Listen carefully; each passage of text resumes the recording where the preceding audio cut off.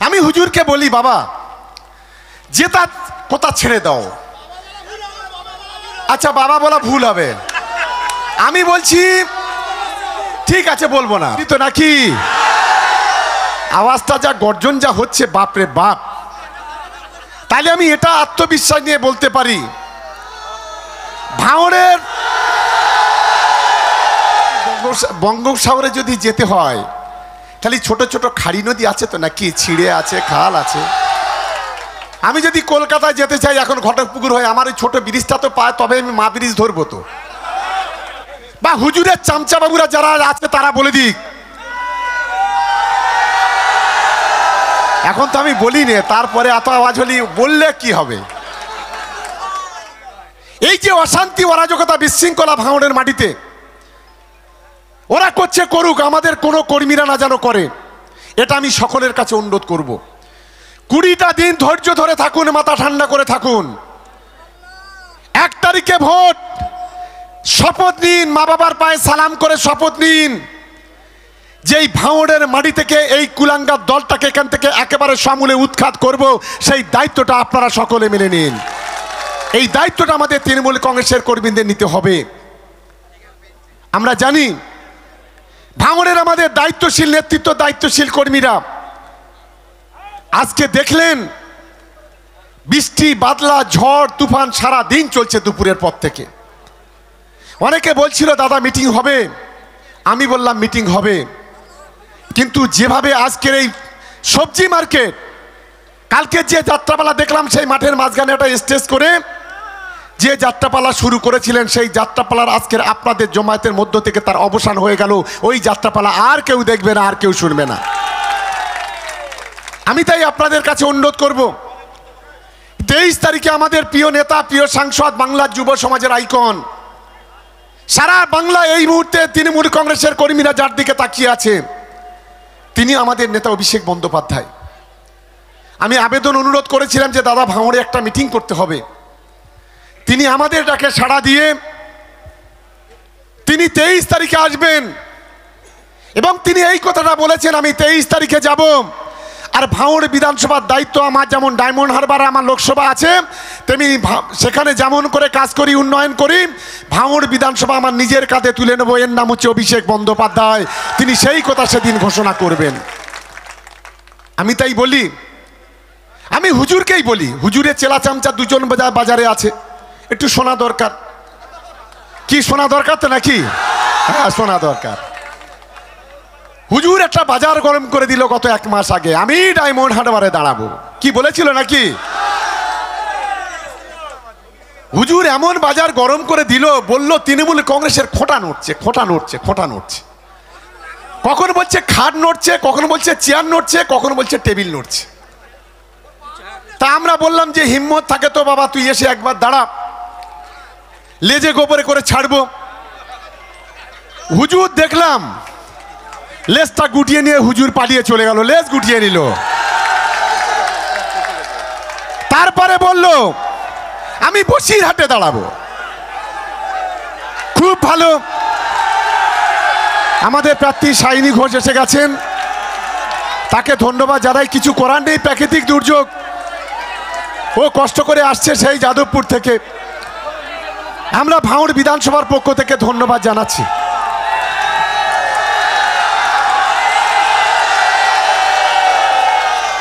তারপরে আমরা কি দেখলাম, তারপরে হুজুর কি বললেন, তারপরে বসো, এই জায়গাটা বসতে দাও। তারপরে হুজুর কি বললেন, বসে পড়ো, সব বসে পড়ো ভাই, বসে পড়ো। আর একটু ঝড় বাদলা বৃষ্টি একটু করতে হবে। হুজুর বললেন আমি বসিরহাটে দাঁড়াবো। আমি আজকে আইএসএফ এর বন্ধু যারা আছেন, সবাটা যারা শুনছে, হুজুরের কাছে আজ ফোনটা করে বলবেন, 18টা সিটে ক্যান্ডিডেট দিয়েছে হুজুর। তার মধ্যে দক্ষিণ 24 পরগনায় বোধহয় 3টে না 4টে আছে। আমি প্রথম দক্ষিণ 24 পরগনা বলে নেই, শাইনী ঘোষ আমাদের প্রার্থী উপস্থিত হয়েছেন। ওর যে যাদবপুর লোকসভা কেন্দ্র, এই লোকসভা কেন্দ্রে 50টা গ্রাম পঞ্চায়েত আছে আপনাদের শানপুকুরের মতো। কলকাতা পৌরসভার যাদবপুর, টালিগঞ্জ, রাজপুর, সোনারপুর, বারাইপুর মিলে 70খানা ওয়ার্ড আছে। আমি আজকের অন ক্যামেরা এখানে বলে যাচ্ছি, এখানে প্রচুর ক্যামেরা আছে।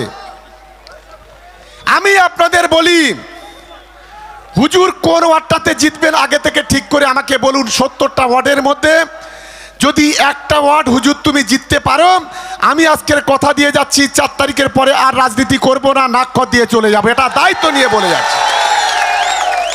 আর এটা গেল ওয়ার্ডের গল্প, এটা ওয়ার্ডের গল্প বললাম 70টা। এবারে 50টা গ্রাম পঞ্চায়েত। কি আমাদের ভাঙড়ের কর্মীরা তৈরি তো নাকি? আওয়াজটা যা গর্জন যা হচ্ছে, বাপরে বাপ। তাহলে আমি এটা আত্মবিশ্বাস নিয়ে বলতে পারি,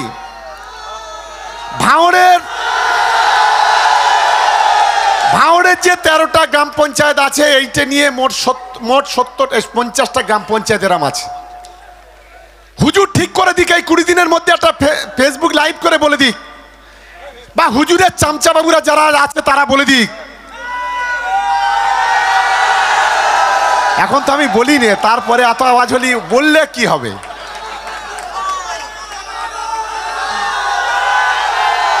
আমি বলছি এই যে 50টা গ্রাম পঞ্চায়েত আছে, ভাঙড়ের 11টা ধরে হুজুর কোনটা জিতবে একটু বলে দিক। কি বলেন আপনারা? কোনটা জিতবে হুজুর বলে দিক। আরে লোকসভায় যাওয়া তো দূরের কথা, কালকের একজন বক্তব্য রেখে বলছে, হুজুর বলছে আমরা লোকসভায় গিয়ে আপনাদের উপকার করতে চাই। আরে ভাই, এখান থেকে যদি বঙ্গোপসাগরে যদি যেতে হয়, তাহলে ছোট ছোট খাড়ি নদী আছে তো নাকি, ছিঁড়ে আছে, খাল আছে। আমি যদি কলকাতায় যেতে চাই এখন ঘটকপুকুর হয়ে, আমার ওই ছোট ব্রিজটা তো পায়, তবে আমি মা ব্রিজ ধরবো তো নাকি? মা ব্রিজ ধরতে গেলে 2-4টা তো ছোট ব্রিজ পার হতে হবে। আরে ভাই, তুই আগে ছোট ব্রিজটা পার হ, তারপর তুই এই মা ব্রিজের কথা বলবি। এটা তোর মনে রাখা উচিত। 4 পয়সার খুদে আবার বলে 10 টাকা চানাচুর। বাপরে বাপ, 3 টাকার এখন জল পাওয়া যাচ্ছে, 10 টাকা জল পাওয়া যাচ্ছে, আবার 100 টাকায় ওই যে মিনারেল প্যাকেট না, মিনারেল প্যাকেট দেখো 500 গ্রাম। এই একটা কি জল, ওই যে নাম, যার দাম, ওই দাম বেশি, ওটা সবটা কি না, না হিমালয়। হিমালয়ের দাম কত, বোতল কত জানো? হিমালয়ের বোতল হচ্ছে 70 টাকা। আর এই গ্রামে এক ধরনের মেশিন উঠেছে, ওই মেশিনের জলটা পাওয়া যাচ্ছে, দাম হলো 3 টাকা। এখন 3 টাকার কোম্পানি যদি বলে আমার 70 টাকা হবে, তাহলে কি হবে? এখন হুজুর নিজেকে 70 টাকা ভাবছে। আমি তো এর বিধানসভার আগে একটা জিনিস ভাবলাম, বলছে একটা টেবিলে 4টে পায়া, একটা ধরে টান মারবো, হুমড়ি খেয়ে পড়বে। আমি ভাবলাম সারা বাংলাতে বোধহয় হুজুর বহুত কারবার করেছে, কিন্তু সারা বাংলায় 294টা সিট, ভাঙড় ছাড়া আর সবাই মুখে ঝামার কালি একসাথে ঘষে দিল। আর এবারে 18টা সিট, 18টা সিটে হুজুর ক্যান্ডিডেট দিয়েছে। আমি হুজুরকে বলি, বাবা জেতা কথা ছেড়ে দাও। আচ্ছা, বাবা বলা ভুল হবে, আমি বলছি ঠিক আছে, বলবো না। এখন আগে আমাদের যারা এই ভাঙড়ের মানুষ যারা ছিল, বা যারা আমরা ফুরপুরা শরীফের 52 জেলার পীরকে শ্রদ্ধা করতাম, কোনো পীর সাহেবের নামে কেউ যদি একটা খারাপ কথা বলতো, তার প্রতিবাদ করতো। দেখো আজ ভাঙড়ের মাটিতে আমি যখন নওশাদের বলছি বাবা, উনি বলছেন না, বাবা বলা যাবে না। তার মানে কি সর্বনাশটা করেছে একটু দেখুন। যাই হোক, আমি নওশাদকে বলি, ও আমার কলিগ, বিধানসভার এমএলএ।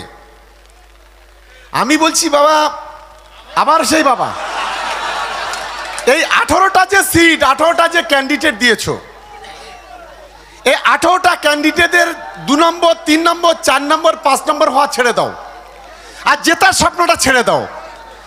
18টা সিটের যদি একটা জামানত তুমি রক্ষা করতে পারো, আজকের ক্যামেরাগুলো আমি ভালো করে দেখাতে বলবো।